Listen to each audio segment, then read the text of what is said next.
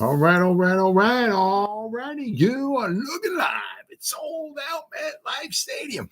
Where today, the 16-0 and playoff-bound New York Giants are taking on the 0-16 Dallas Cowboys. And why the Dallas Cowgirls 0-16? Because they sucked.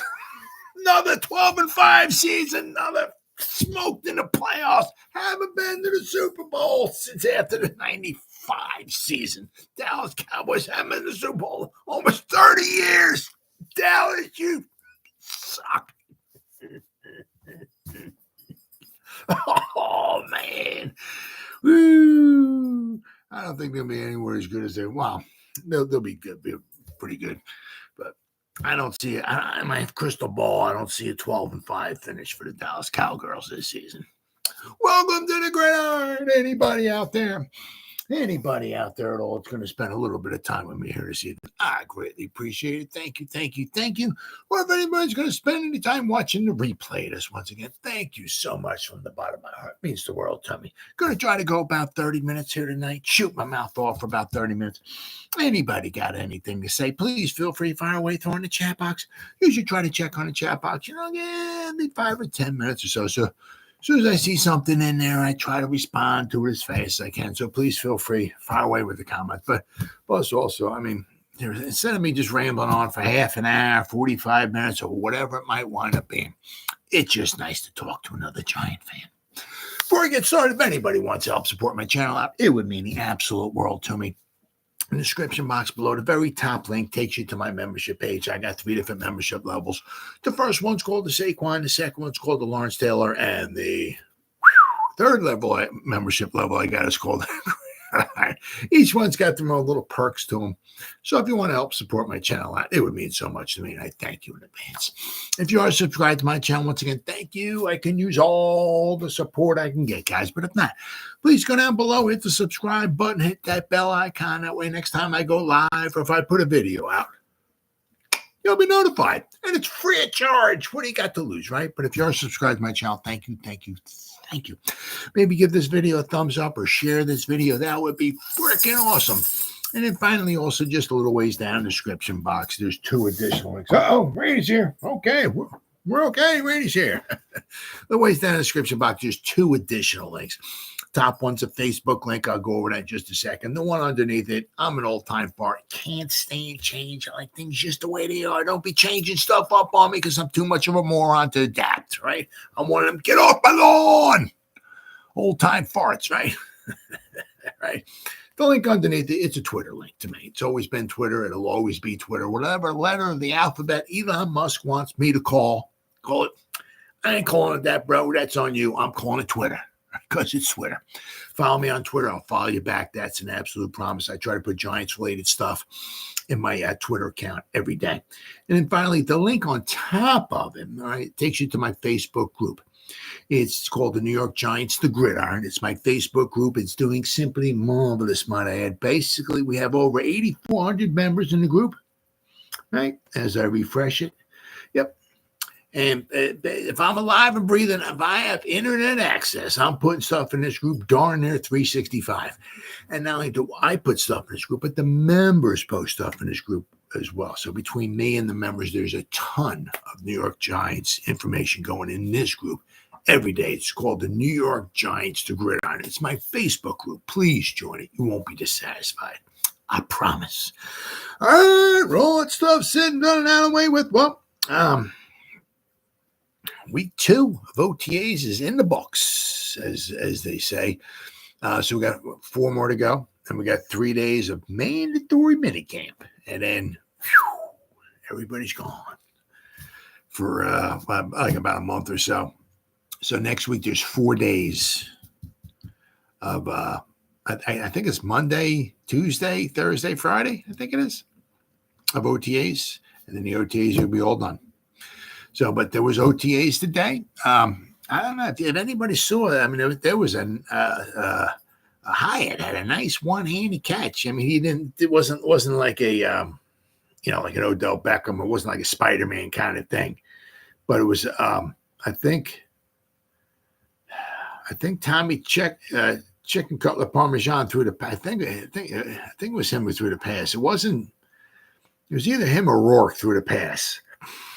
But I mean, nice. He was behind him. He one hand, his back hand caught it. Didn't snatch it out of the air, but he caught it, like tipped it up or whatever, and brought it in like one hand. Nice, very, very nice, very impressive. Oh yeah. Boy, I hope they can find a way to get that guy more involved, boy. I'll tell you what. It was like last year. It was just like, I mean, he'd have like a good game. You're like, oh, here we go, baby. The guy's off and running. Here we go. And then he'd like disappear for a game or two. Then he'd come in and maybe have a good game or something like that. And, all right, here we go, baby. Here we go. And then he'd like disappear for another 2 or 3, 4 games, something like that. It's like, so hopefully, especially with the presence of neighbors, I mean, it's going to open up stuff for everybody.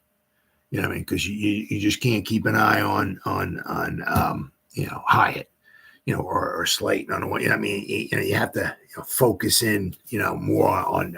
Let's not forget about Robinson either, right?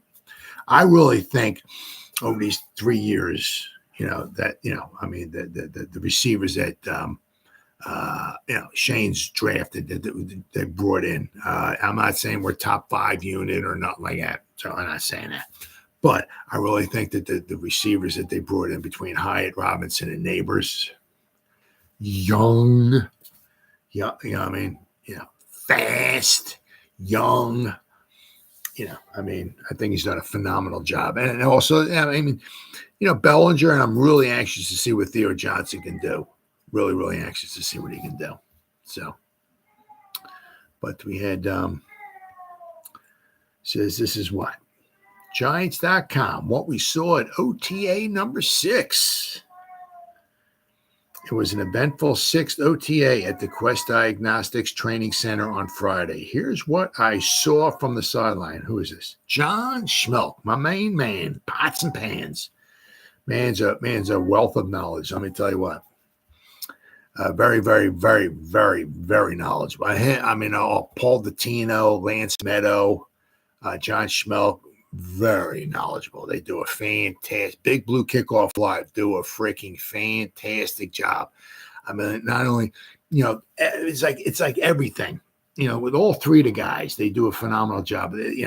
Like Paul Dottino, he knows like anything about everybody, basically. That he's been there for 40 years. So anybody in those 40 years, he knows everything about. He knows their social security number, their shoe size, what school they came from, what they graded out in spelling in 3rd grade. What he knows everything about anybody. And plus he knows a lot about the history of the Giants too. Lance Meadow he's really, really, really, really knowledgeable. He knows all the GMs and the assistant managers and this and that. He knows where they've gone, where they've come from, this and that. I mean, all of that. And then Schmelk, he does a very good job with the draft. He does so it's like there's really nothing these guys don't know. If between all of them, and they're there pretty much. I haven't seen. I'm not sure what Lance Meadow's been doing over the summertime, but because he hasn't been there on Big Blue Kickoff Live, so I'm not sure if he's got something special he's doing. I don't really know that. I don't know, but he's always there during the regular season, so I'm not sure if he's been there at training camp or at the OTAs or whatever, watching the OTAs. But I know Schmelk and Paul Dottino have been. But I mean, those guys they do a fantastic job. It is John Schmelk. He does. He's very, very good. Really good.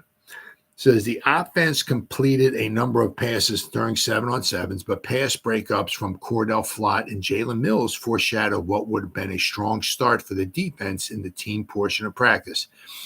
Theo Johnson did catch a pass from Daniel Jones near the sideline during the period, and they got a video of that. Getting his feet in on the sideline. Johnson would later catch a similar pass from Drew Lock for a big gain during no huddle, and then a back shoulder touchdown during the red zone mark. Cool. The defensive backfield made it very difficult for the offense to complete any passes during the early portion of teamwork. Drew Phillips got his hands on a couple of passes, knocking one pass away intended for Darius Slayton and forcing 2 incompletions on passes for Isaiah Hodgins. That's, but you want to, here's the thing. It's just what you want to hear, the offense and the defense. You don't want to hear, especially hearing it from the defense as, this is really, really good. Because you can't even touch the guys. It's OTA. There's no touching. At least if there's contact and stuff like that, the guy gets up in the guy's face, unless the guy's, of course, is a slot receiver or something. But, the guy's on the line of scrimmage, you get up there, you're jamming them a little bit and stuff like that. You can't even touch the guys. You can't even breathe on them now. I'm surprised they don't have the guys. I think I said this in the other video. Count like holding, covering their eyes after the ball snaps, covering their eyes, count like 5 Mississippi. Then they take their hands off, and then I'm surprised they don't start doing that in the NFL because we need more scoring. We need more touchdowns, because everything's tilted the offensive way. But especially if there's no contact, for the guys to be able to keep up. The defensive backs to be able to keep up and not being able to touch, really, the receivers and be able to hang in there and knock passes away or force incompletions is really good. I said, you don't want to hear, Daniel Jones was 32 out of 32 for 32 touchdowns, and Drew Lock, he threw 48 passes, completed 47 of them for 17,000 yards, and he had 47 touchdowns. You don't want to hear that. Then you're like, well, what happened? Do we have defense on the field? What's going on here? What's going on with the secondary? Do they suck that bad? What's going on? So you don't want it all lopsided. Then you certainly don't want it being Daniel Jones. He was 1 out of 74 passing today for 3 yards. He got sacked 52 times, and he had 74 interceptions. You don't want to hear that either. So you want your nice little mixture, right? Offense and defense, right? Drew Phillips got his hands on a couple of passes, knocking one pass away from Darius Slayton and forcing 2 incompletions on passes for Isaiah Hodgins. He was not the only rookie inserting himself into pass plays, with Tyler Nubin breaking up passes. And we're going to talk a little bit more about Mr. Nubin in a little bit. Nubin has a nose for the ball, and the anticipation we saw on his college tape has shown up in spring practice. Now, that was one thing they did say, and it was Brown. Was talking about the other day about with Nubin. And, I'm not sure because I know he had a meniscus tear. So, people were kind of like, I think one thing that hurt his draft stock was his 40-yard dash. And I know he played a lot last season with like a meniscus tear. And quite possibly that might have been one of the reasons why his 40 time wasn't fast, or it wasn't as good as it should have or could have been, or whatever. And if his 40 time was better, he might have been a first round pick, right? But what Brown was talking about, you can look at the tape, right? You look at the tape. There's speed, and then there's game speed, and sometimes they can be a little different. Some guys are fast and they play fast. Some guys are, not supersonic. They don't have rockets up their butts, but their playing speed is fast, right? Their anticipation, they're smart, intelligent. They watch film, this, that. They know their opponent better than their opponent knows himself. That's one thing Bill Russell used to say. Talking about frickin' rings, Bill Russell, basketball, used to play with the Celtics from the 50s and the 60s. He's got 11 rings, 11 he's got, I'm not sure how many Yogi Berra has. He's got a lot. I know he has I'm not sure how many Yogi Berra has. I know he has them on both hands, but Russell has 11. And he was a center. He was a fantastic defensive center. Not the greatest shooter, but he was a fantastic. But what he said is, he's like, when I turn around and I see an opponent getting ready to shoot the ball, and, he's the center, so he would grab like 20-something rebounds a game, right? But one thing he said was that when I see my opponent getting ready to take a shot, right? He said, I know my opponent's strengths. I know my weaknesses. I know my opponent. I think he said something like better than they know themselves or whatever, or something like that. You know what I mean? So, he would know, maybe where the rebound might be going. If the guy shoots it short a little bit, if he shoots it one side, maybe a little long, whatever, he knows, and knowing your opponent is huge, absolutely huge. Maybe what they're thinking, right? How they might react and everything like that. And, Nubin seems to be like one of those kind of guys. I think we hit another home run here in the second round. What? Go back to what? We're saying 2015, right? The second round safeties we've been getting, right? Between McKinney, Collins, and now Nubin. Let's just hope, keep our fingers crossed, right? That after the 4 years are up, right? We draft them, we develop them, and we keep them. We got to get the third. We got to draft them, develop them, and then after the 4 years up, we got to get the trio in there, right? We got to keep them, right? He's too expensive. We'll just let him go. Yeah, we'll draft somebody else, So let's hope. We keep Nubin around. He seems like he's going to be. Not saying he's Ronnie Lott or Troy Polamalu or Ed Reed or not like that, but I think I think he seems like he's going to be a keeper. Right. Let's see here. Fellow safety Jason Pinnock was also very active, forcing a pair of incompletions. Trey Hawkins III got in the mix and knocked away a back shoulder throw. Deonte Banks came up with the lone interception of practice, racing towards the sideline and undercutting a pass. The play might have been blown dead before the throw after the pass rush had the quarterback rolling to the right. Let's see, it was not the only play that the defensive line impacted. There's no pads or contact, so any pass rush success or failure needs to be taken with a gigantic grain of salt. But the activity up front was still impressive. There could have been sacks or, at worst, pressure impacting the quarterback from Brian Burns, Azeez Ojulari, Kayvon Thibodeau, Boogie Basham, all right, and Sexy Dexy. Lawrence also batted a pair of balls down at the line of scrimmage later in practice. The guy's unbelievable. In addition to the coverage and the pass rush, there was also a handful of plays where the quarterback had to hold the ball so long that the play was blown dead before the pass was thrown. From what I could tell from the sideline, it was the best overall practice of the spring for the defense, with a heavy emphasis on good play from the defensive backs. Gotta like that. Because you don't know, we got to play, right? But we got the receivers. I'm not saying, once again, we're going to the next 13 Super Bowls. I'm not even saying we're going to this year's Super Bowl, but we got enough talent on the receivers, right? We should be okay. All right, so it's nice to hear, because we had some question marks. Well, who's the other cornerback going to be? Who's the second cornerback? We got Pinnock. Is it going to be Belton? Nubin, he's a little slow. Who we got in the secondary? So it's nice to hear. It's nice to hear.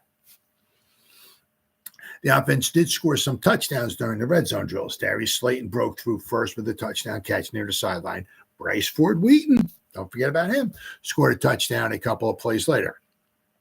The highlight practice came from Jalen Hyatt, who leapt in the air to avoid the coverage of Deonte Banks and grabbed a pass one-handed for a touchdown. He didn't like it once. It wasn't like a, Odell scored it with three fingers, right?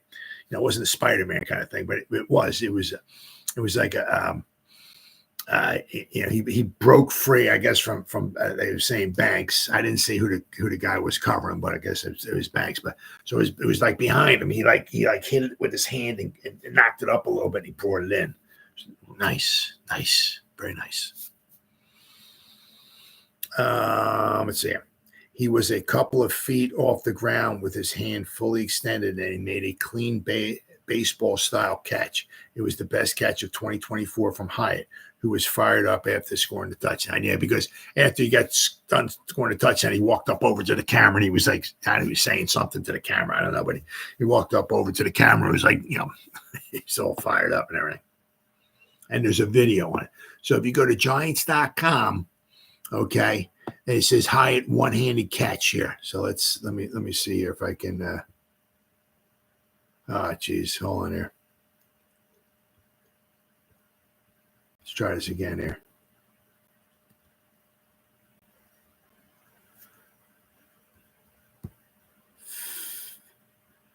Looked like it was Tommy Chicken Cutlet Parmesan threw the ball. And then, yep, Banks was there. Yep. So, I mean, Banks was standing on the ground, but Hyatt, it was like jumped up back this way. And he had the ball in his hand, but it wasn't a clean catch. And as the ball came down, it broke a little free from his hand, and then he corralled it once again and brought it in. And got both feet in bounds. Actually, it looked like he got 3 feet in bounds. Then he came out, after that, he dropped the ball and he went over to the camera and he started saying something to the camera. So, he was fired up about it. He should have been. It was a heck of a catch. Practice concluded with the offense working on its no-huddle attack. During the final developmental period of practice, Nathan Rourke found Ford Wheaton for a touchdown. And I'll tell you, I have heard one thing is that, I'm impressed, but apparently, because I haven't seen any of it, but what they were talking on Big Blue Kickoff Live, I think it was Paul Dottino was talking about this, was that he was complimenting Tommy Chicken Cutlet Parmesan on how he's been doing. He's really been doing pretty good. So, once again, a long way to go, right? But I think your 3 quarterbacks are going to be, obviously Daniel Jones, Drew Lock, and Tommy Chicken Cutlet Parmesan. I think to have those 3 guys. Maybe Rourke will be on the practice squad, right? But it's nice to hear, because like the thing that bothered me a little bit, and I understand, and this, that, I get it, and all that stuff and everything, but it seemed like when Tommy was like, it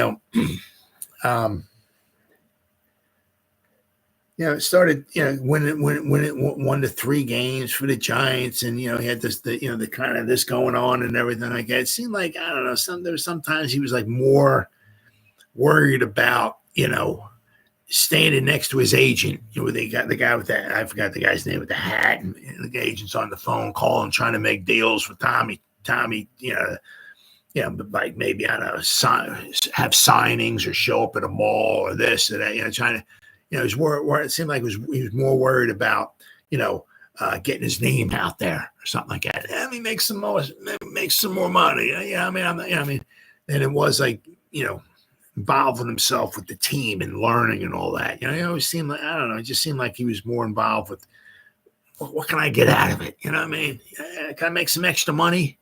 I'll worry, if I make the team, I make that.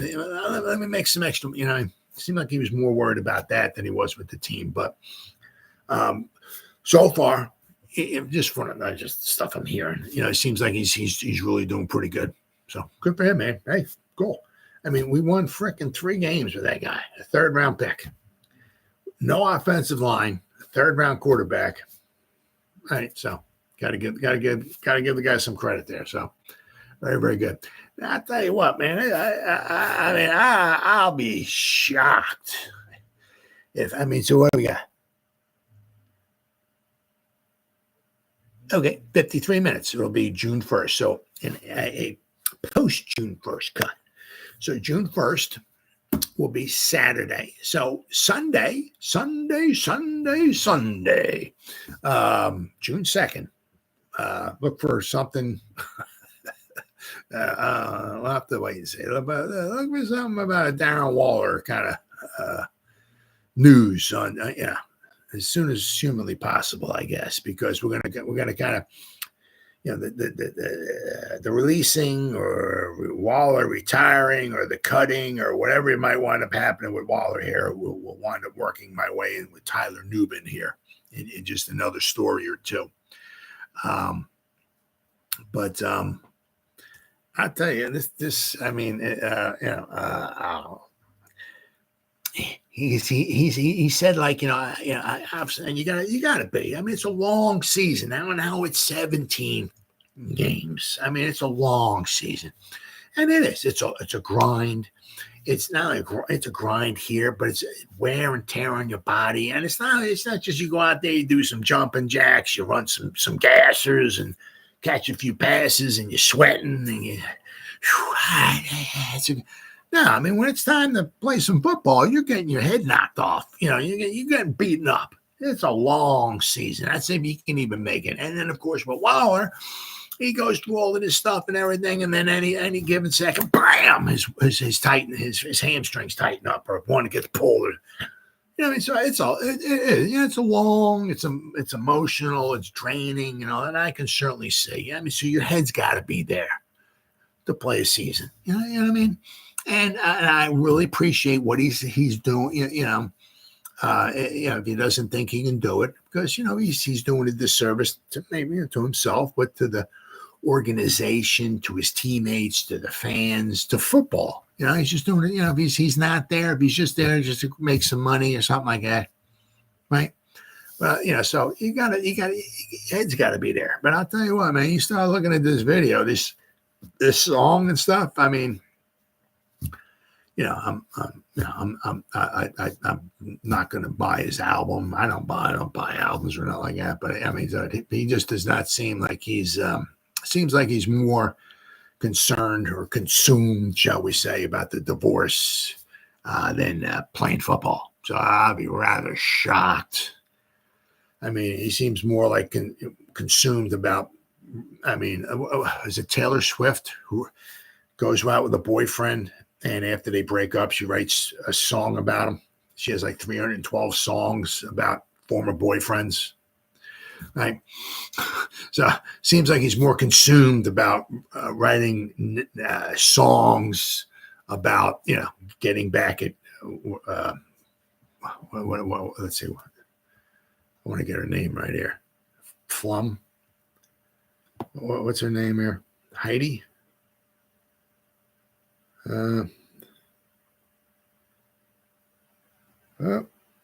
Kelsey Plum. Seems like he's more consumed about writing a song or hate song, whatever it is about her. So, and then of course at the end of the video, apparently,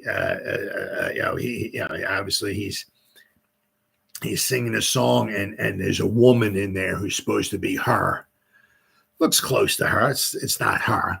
But then at the end of the video, she like stabs him in the back, and then they hug or something like that. And she walks away, and she has something in her hand, and she's like, turn around and look at him, and he's walking away, and he's like, and he falls down to the ground after apparently she stabbed him in the back. So I guess so. He's all kind of consumed about either getting his side of the story out, or getting back at her, maybe after this he's going to start writing another song about getting back at her. So I don't know, but it doesn't look like his head is anywhere being concerned about playing football this season. So I'd be rather shocked. Yeah, I'm saying this is also quite possibly too. I mean, this could be all, this could have been, what's happening with Waller here, and could have been predetermined whatever a month or so ago, whatever. It could have been like Waller's like, yeah, I'm not sure, Joe, if I'm gonna be able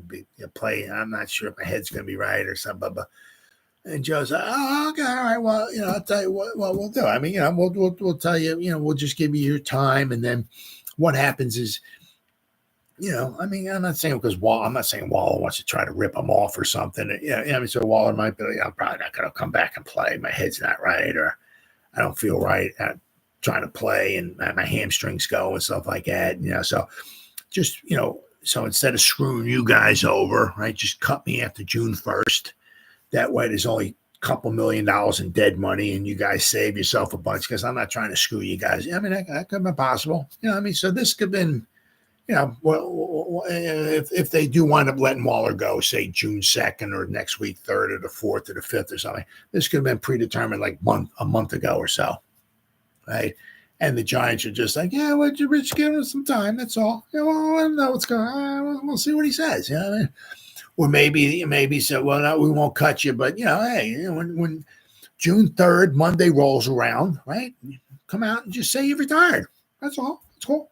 You know what I mean? So, yeah, I mean, this could be written. This could have been, you know, done a long time ago. So we'll have to wait and see what winds up happening. But I really don't think his head is in football shape.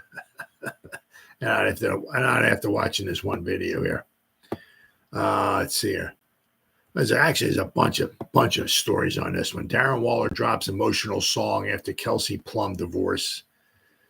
That's, I don't know, not that emotional to me. I mean, at the end of it, he's laying on after they hug. He's laying like they hugged on the beach after she stabs him in the back, and he plops down on the ground. And he's laying in the sand as the sand like washes up to his face and stuff like that, or whatever like that. So it's, I guess it's emotional. I guess I don't follow it. I don't get it. I don't get involved in the drama.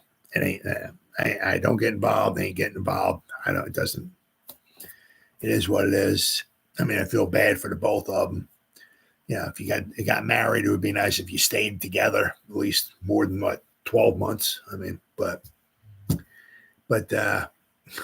says Darren Waller is peeling back the curtain on his personal life in a unique way. As the Giants tight end continues to mull retirement, he dropped his new single, "Who Knew?" And it says in parentheses after that, her perspective. On Thursday, a little over a month after the news of his divorce from WNBA star Kelsey Plum broke. On February 3rd, I felt a strong conviction to do something different. I'd never written a song from the perspective of someone else's until this. There is something extremely valuable and quite humbling, lots of laughs, about putting yourself in the shoes of those you have been intimate with and taking an honest look at yourself. The only result possible is growth, Waller 31 said of the track in an Instagram post on May 24th. Waller, who also released a music video for the song, said the track is from the viewpoint of a woman trying to love him, according to TMZ. In the 3-minute clip, Waller stars alongside a brunette about a romance gone wrong, stating in the opening lyrics, "You know, in a life, it's hard to love. It's hard to be free. It's hard to give all of your soul, have your heart broken in return." The release of Waller's song comes weeks after a joint petition for a divorce was filed in Clark County, Nevada in April, according to online records viewed by the Post. A devastated Plum suggested the marriage was over in a heartbreaking social media post shared around that time. "I'm devastated," the star Las Vegas ace point guard began. "I walked through the fire for that man, but now I see it's time to go. God has given me such an incredible life, and I'm fully so grateful for the profound love from my family and friends. One day I'll share my story, but today's not that day." So, I mean, it's Waller wed Plum, a 2-time WNBA champion, in March of 2023. Oh, my God. So, basically, it lasted 1 year.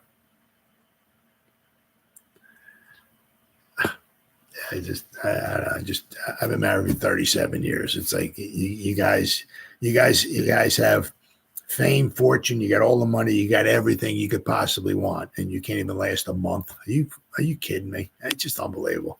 Absolutely unbelievable. What are you getting married? Are you kidding me? I don't know. I can't. I have a hard time grasping that. Me and my wife, we don't have a lot of money, right? We have 2 children. Thank goodness for the 2 children, right? We have a modest house here and stuff. We've been getting together for 37 years. They got everything. She's a star basketball player. He's a star football player. I mean, they got everything, and they came and stayed together for a year. Unbelievable, absolutely unbelievable. Through Waller, the Waller supported Plum during the Aces 2023 championship run last fall. Speculation about their marriage percolated in early 2024 when the NFL Pro posted a TikTok video that featured him dancing and mouthing the lyrics to a remix of the Delphonics song "Think It Over." It's like they're being childish. It's like children. I mean, well, maybe Waller, maybe more than her. I don't know. The text featured in the video read, "When your girl about to leave you." All right, there you go. Waller later told TMZ he was just joking around. Yeah, right. Sure you were, buddy. Plum, meanwhile, is currently chasing her third straight WNBA title with the Aces, who started the season 4-1. So, well, good for her. But I mean, I don't know. I mean, it is what it is. But I mean, it's just shocking to me. I'm like, I scratch my head too much, right? I mean, these people they have fame, they got fortune. They can do anything they want. I mean, they can retire at any time, do anything. They would not do anything, probably pretty much for the rest of their life. Just sit around and just drink margaritas for the rest of their life. Is all that, you know what I mean? And they got everything, right?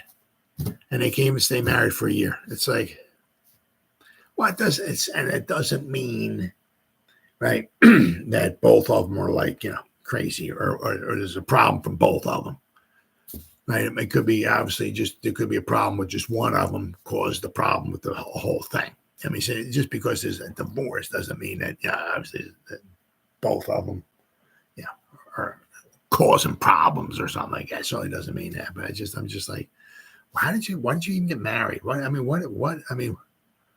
do you do? You shook hands and you're like, oh, I am Darren Wall. You Plum? Yeah, okay. Hey, you're pretty cute. Let's get married. Oh, okay, sure. Yeah, all right, yeah.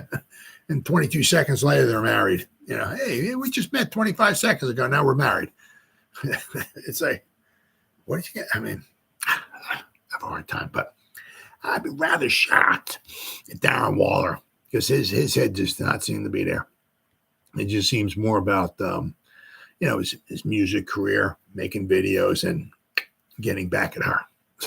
So,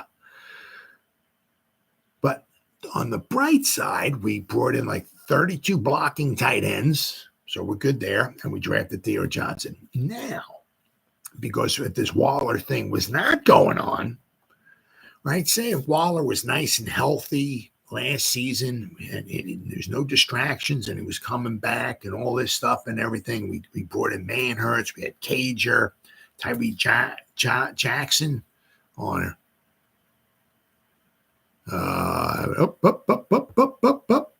there we go.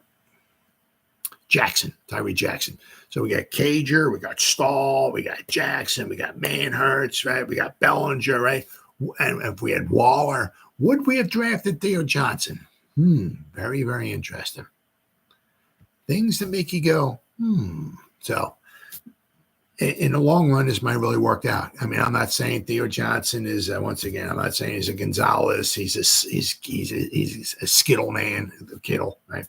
Or Kelsey. I'm not saying that, right? But, he could be a very nice addition to the Giants team. 6'6", athletic freak. So this might work out best for the Giants because we drafted Johnson and we could be saving some money, right? So that's really, really good. Does this lead me into the actually, you know what? I'll let this lead me into the next one here. Because the Giants signed Tyler Nubin, who was the last one who hadn't signed with the Giants. The Giants wrapped up the week by wrapping up their draft class signings. Cool. Got them all signed. Safety Tyler Nubin became the last of their 6 picks to agree to a deal on Friday. The second-round pick signed a 4-year contract with the NFC East team. Nubin played 55 games and made 43 starts during his time in Minnesota. That's a lot of games. My goodness. That is 55 games, 43 starts. I mean, so basically, if you just want to break that down, right? Just saying 4 seasons, he had 43 starts. That's 11, almost 11 starts a season for 4 years. I mean, that's an amazing amount of experience coming out of college. Whew. He set his school record with 13 interceptions as a Golden Gopher and also recorded 207 tackles, 4.5 tackles for loss, 2 sacks, 24 passes defense, 3 forced fumbles, and 1 fumble recovery. With Xavier McKinney gone, Nubin has a pretty clear path to a starting job in the Giants secondary, as long as that should remain the case, unless his mistakes pile up quickly during the preseason. Well, we'll have to wait and see. But one thing they do say is that they aren't going to make mistakes. Let's make them during the training camp, right? But this leads me to this is like what I'm saying, like with Waller, right? This is from Over the Cap. The Giants right now have $1.5 million in salary cap space. Now, I'm not sure. Let's see. Does this have Nubin on there? I'm not sure because this may not be up to date here. Nubin, I don't see Nubin on here. So this may not be up to date with Nubin on there. I don't see him on here. I think he would be on here. Yes, I know. This doesn't, because he's a second round pick. He's making more than like $700,000-$800,000. Yeah. So after he's signed, let me see here. Let me see if Spot Track has anything on here. Good boy. All right, let's see here. What do we got here? 2024. Let's see here. What does they have? $709,000 left. So with Spot Track, maybe Nubin is on there. Where are we at here? Because I know he's got to be making more than like $700,000-$800,000. He's a second round pick. Still don't even see him on there. Don't know. No, don't know. But so the Giants don't have a lot of money. Okay, so even before or after or whatever Nubin signed, all right. But at least they got all. And the one nice thing I like is that I love the way it is nowadays. Love it, love it, love it. Where every draft pick has this is how much you're making. Okay, unlike yesteryear when like Jamarcus Russell would come in or something who's never completed a pass in the NFL. He wants $72.8 trillion to sign a contract, and he's never completed a pass. Well, how do we know you're any good? Well, I don't care. Dude, I mean, hey, I want $8 billion a year. You know what I mean? That's not the way it works anymore. Thank goodness. You don't get the stupid holdouts and stuff like that from quarterbacks or whatever who've never played a down in the NFL, completed a pass, done absolutely nothing in the NFL, and they want $300 trillion a year, or I'm holding out. Get the out of here, you piece of crap! I hated that. Absolutely freaking hated that. The way I love it right now. You see that slot right there? See number 13? You got pick 13. See that slot? See what it says right there? That you make $4.25 million this year. Or you make $4.25 million over the 4 years. So you add that up, whatever that might want to be. So you make if over your first 4 years, you're going to make $17 million. All guaranteed. Congratulations. Brand new bouncing baby, $17 million guaranteed in your pocket. Congratulations. Right? Love it. Nice and simple and easy. Right? I love it. It's all guaranteed. Boom. Right? And of course, each year, it gets bumped up a little bit, whatever certain percentage or something like that. But it's all nice and simple and easy. I absolutely love it there. So, there's no, he's not signing his contract. Is he holding out? Does he want like more money? What's going on? No, there ain't none of that. You got drafted there, and that's what you're going to make. I love it. Absolutely love it. It does away with all that holding out stuff and everything. But so the Giants don't got a lot of money. All right, they had like about $1 million, give or take a couple $100,000 either way. All right, around $1 million, which is like 31st or 32nd in the league. They got like the least amount of money. But if Waller were to retire, get cut, released, whatever, after June 1st, let's see here.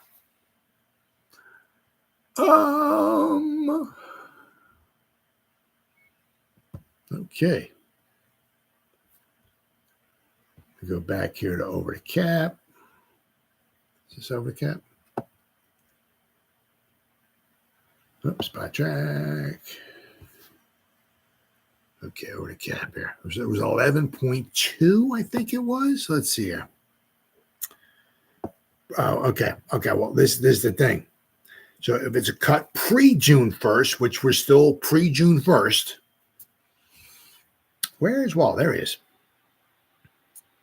His dead money would be, if they cut him right now, would be $7.376 million.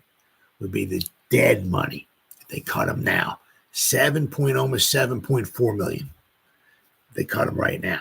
If they cut him in like 2 days from now, it's like cut post June 1st, 2.45. So that, so that it goes from about 7.4 down to 2.4 in dead money. So they save themselves $5 million. So if they were to cut them right now, pre-June 1st, right, cap savings would be $6.7 million. They cut them right now. They wait 2 days and cut them after June 1st. Goes from 6.7 to 11.6, almost save themselves almost an additional $5 million. But anyway, the 11.625 million, I guess, would all pretty much go toward the cap, I guess, this season, giving them probably a little over $12 million in cap space for this season, which should be plenty, especially if they're not going to make any big splashes, like maybe try to go out and grab I'm just throwing it out there. That's all I'm doing. Go out and get Adoree Jackson. Once again, just throwing a name out there, right? Who wants $10 million a season or something? You know what I'm saying? So they're not going to go out and buy getting big splash free agents or nothing like that, because there's still some out there, right?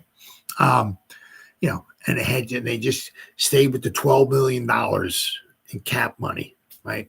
That should be plenty of money to get them through the season. So, and that would be fantastic, because then they could keep Andrew Thomas's contract just the way it is. Bobby Okereke's contract just the way it is. They don't have to, finagle with the numbers, kick some money down the road to save some money for this season, right? And kick some more money into the future. They don't want to do that. Same thing with Daniel Jones. I don't think they want to touch Daniel Jones's contract at all either. So, I mean, if they can get away with that, I mean, they only did Dexter Lawrence's contract. That was it, right? That would be huge.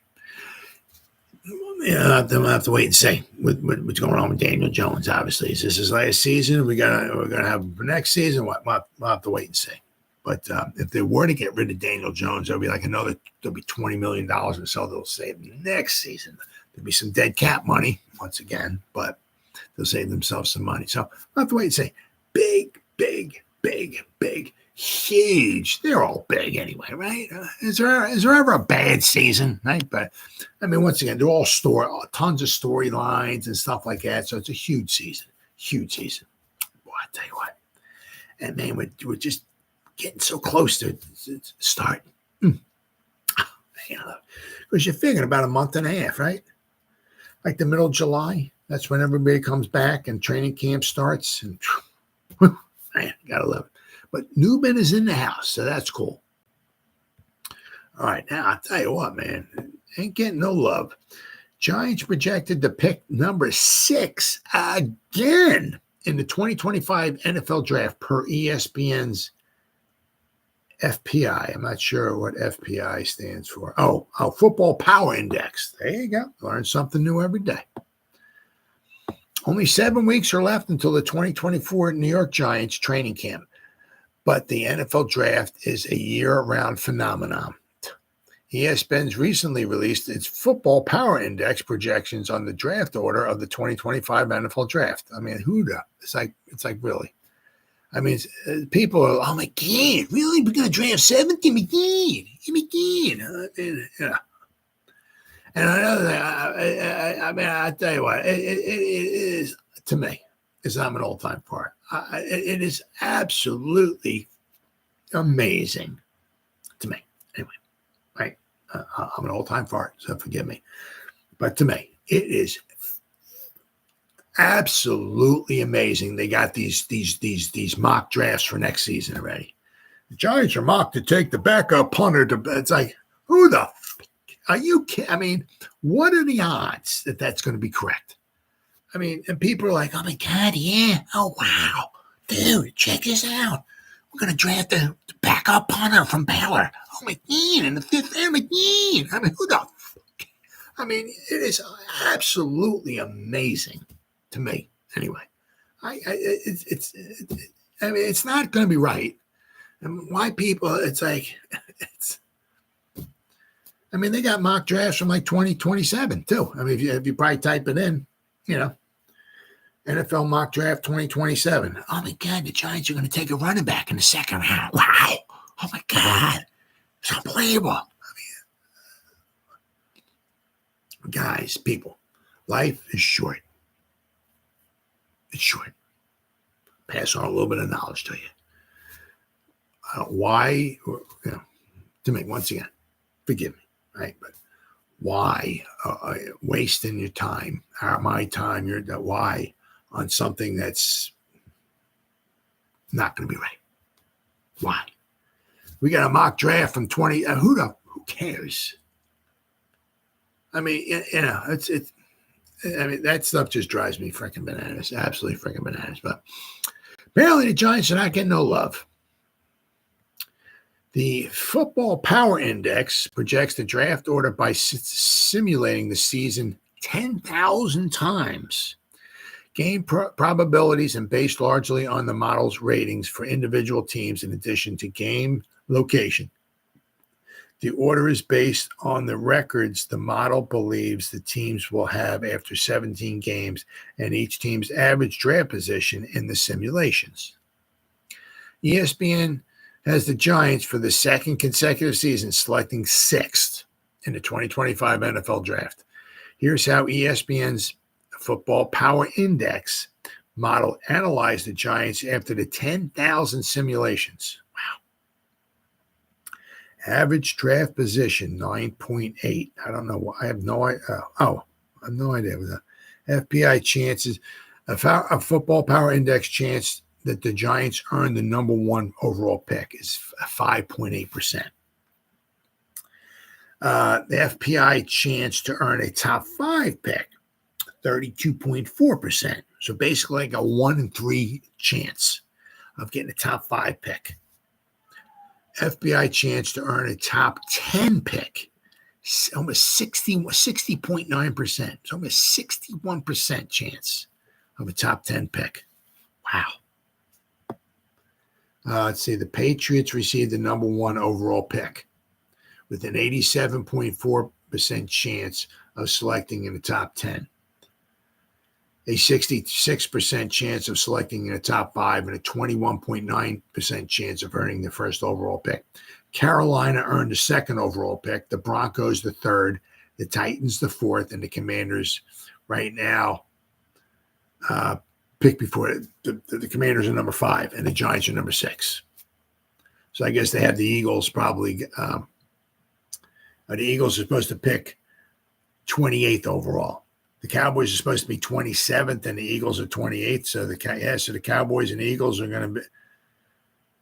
Well, as long as they're not winning the Super Bowl, I'm good with that. If the Eagles go 17-0, they don't win the Super Bowl, I'm fine with that.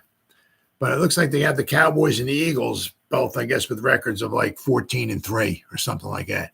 The Cowboys lost 300,000 guys. They brought back Ezekiel Elliott, the 842-year-old running back, who each year is averaging less and less and less yards per carry. I think last year he averaged minus 5.8 yards a carry with the Patriots. Cowboys brought him back. So guys, this year he'll average -7 yards a carry. And they brought in, they lost a bunch of guys. And I guess apparently they're going to have a better record than they did last year. Apparently, I guess, according to this. I don't know. But so the Giants are going to, the Commanders are picking, according to this, the Commanders are picking 5th, Giants are picking 6th, and then on the other end of the scale, the Cowboys are picking 27th, and the Eagles are picking 28th, according to this. DraftKings currently has the Patriots with the lowest over or under. The line for the New England is set at 4.5. Both the Broncos and the Panthers have a line of 5.5. The Raiders, Cardinals, and Vikings, Titans, Washington, and the Giants all have over-under lines of 6.5. Wow. Well, I'm going to tell you what. I mean, this, once again, the Giants, no love for Big Blue. I'm not betting. I don't bet. Haven't bet. When was it 97? It was 1997 is the last time I bet. Haven't bet since. We'll never bet ever again. But so what is that, about 27 years? I think it is. I mean, we'll not ever bet again. But if I was a bet man, I'm taking the Giants over 6.5. I mean, unless we get massacred once again. I mean, if we weren't massacred with injuries last season, we would have won more than 6 games last year. Right? We've added to our roster. Okay, so if we can stay somewhat healthy, I'd really have a hard time believing we can't win 7 games. I really have a hard time. We don't have the hardest schedule in the world. We have 9 home games, 7 road games, and 1 game in Munich. Right? So, I mean, I said, as hard a schedule as we had last season, and we had a 3rd-string quarterback in there for quite a few games. Our offensive line was decimated. We had a lot of injuries, right? And we won 6 games. I really have a hard time believing we won't be able to win at least 7 games this year. I mean, if I'm a bet man, I'll take the Giants, and at least 7 wins. That's 6.5. I think that's absolutely not. Absolutely not. I'm having a hard time believing the Giants will be picking 6th overall again. But once again, you got to play the games, right? It is what it is. I thought last season, I'm like, if you told me the Giants were drafting 6th in this year's draft, I'm like, dude, you're smoking something. But, well, whatever it was, 5-6 minutes into the season, whatever it was, right? Graham Gano, field goal block. Andrew Thomas pulls his hamstring. I mean, I think on that play, I think Graham Gano got cleated or got stepped on or something like that happened. I mean, it was just – then after that, it was just like all downhill after that. Once again, you got to play the games, right? Maybe this year the Giants can get a little bit of good luck on their side. Wouldn't that be nice? But I tell you, if I'm a bet man, I have a hard time believing the Giants are only going to win like 6 games or so. All right. And then that leads me to, now let's not forget, right? Let's not forget.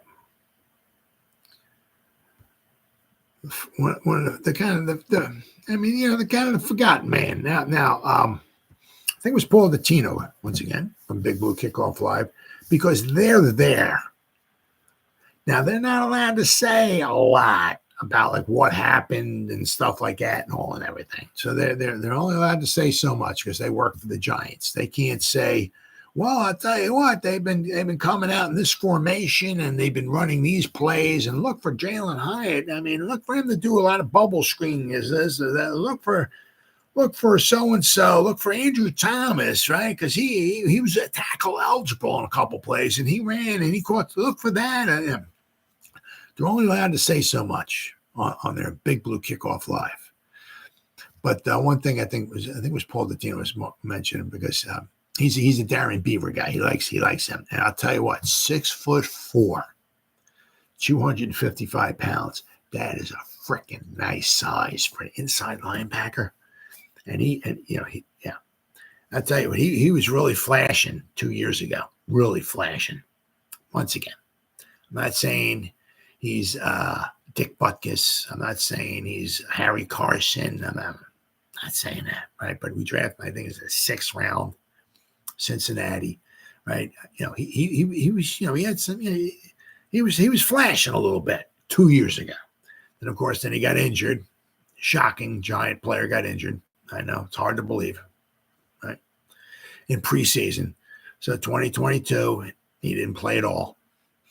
And I even forgot, really, I forgot. He actually played 2 games last season, not defensive, but on special teams, final 2 games of the season. So I forgot all about that. But the thing was, the one nice thing was he got injured early in preseason. He can't get much earlier than that, okay? But it was the ACL. He came back, and he was still maybe like a step or so behind. Is what happens a lot of times, especially, if you're like a lateral, you got to start, stop, and forward, like a linebacker, right? And so he was like always a step slow or whatever it was. He wasn't quite up to form as he was in 2022.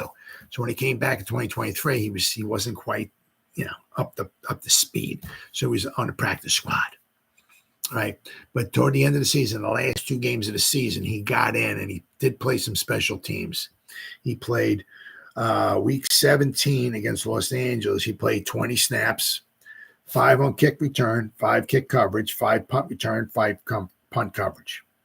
So 20 snaps. He graded out a 60.4.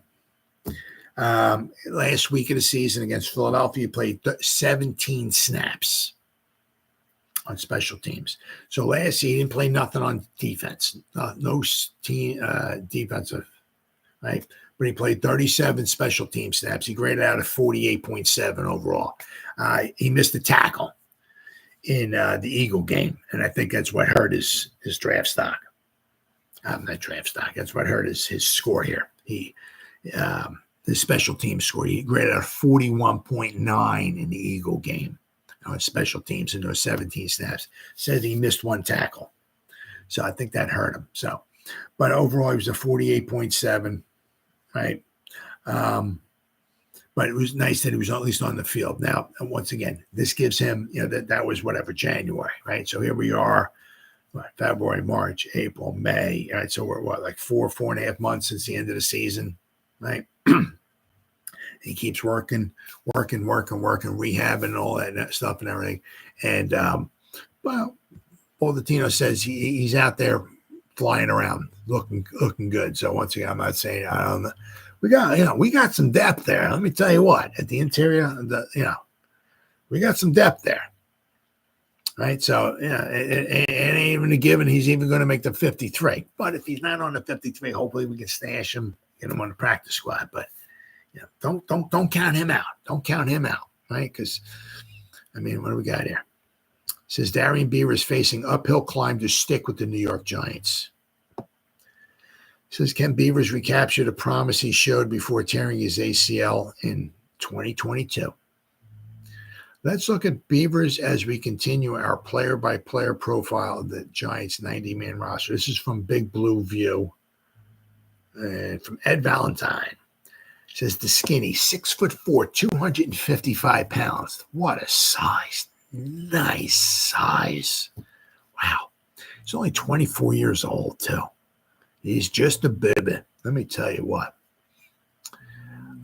Career to date, back in the summer of 2022, Beavers was a rookie 6th-round pick who caught the eye of the defensive coordinator, Wink Martindale, and looked headed for a big role on the Giants' defense. Then he tore his ACL during training camp and missed the entire season.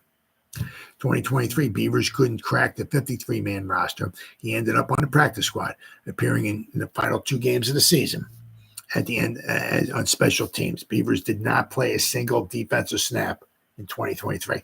So he's been with the team for 2 seasons. He has not played a defensive snap yet. His 2024 outlook. Beavers is now a 2022 6th-round pick who has contributed nothing to the Giants on the field in 2 seasons. If he's going to stick, he's going to have to excel throughout the summer. Even if he does, an opportunity to be more than a practice squad player once again will be hard to come by. Bobby Okereke and 2022 5th-round pick Micah McFadden are entrenched starters at inside linebacker. Let's not forget about Isaiah Simmons, right? Is a versatile sub-package player who will likely play a big role. The Giants brought back core special teams and backup linebacker Carter Coughlin. They added veteran special teamer and backup linebacker Matthew Adams in free agency. They drafted linebacker Darius Slayton in the 6th round. I mean, so we got some. Once again, I'm not saying we're top 10 unit, top 5 unit. I'm not saying we're the greatest linebacking group of all time, but we got some depth. Okay, I mean, between Garrett and McFadden, there was a pretty good dynamic duo there. And then behind that, we got Isaiah Simmons, right? And I'm dying to see what Slayton can do, the tackle machine, right? And I said, we can't forget about Beavers either. We got some depth there. Let me tell you what. I mean, we don't have the. I'm going to Dan Deerdorf here. We don't got a plethora of depth at all these at a ton of positions. But inside linebacker is one of them. Let me tell you what. There are only so many spots available, and it isn't going to be easy for Beavers to earn one of them. It's a shame because if he didn't get injured. It's just it really it's hard to grasp what these guys are going through. Through high school and college and all that, the pro day, the draft, all this stuff and everything, and they finally make it to the big leagues and get and let me see. Let's check out Beavers here. Let's go NCAA here on you. Let's see NCAA 2021. Let's look at, special teams. I got a special teams, good defense here.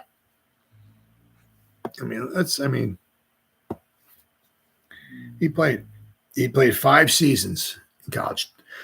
The first 2 with the University of Connecticut, the last 3 were with Cincinnati. So he played 5 seasons.